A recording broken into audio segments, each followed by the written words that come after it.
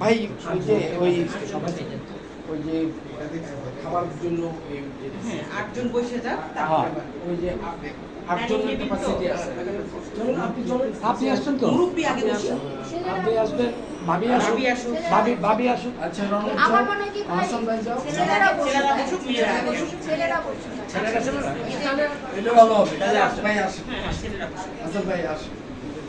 ছেলেরা আর বাচ্চারা সাদি আপু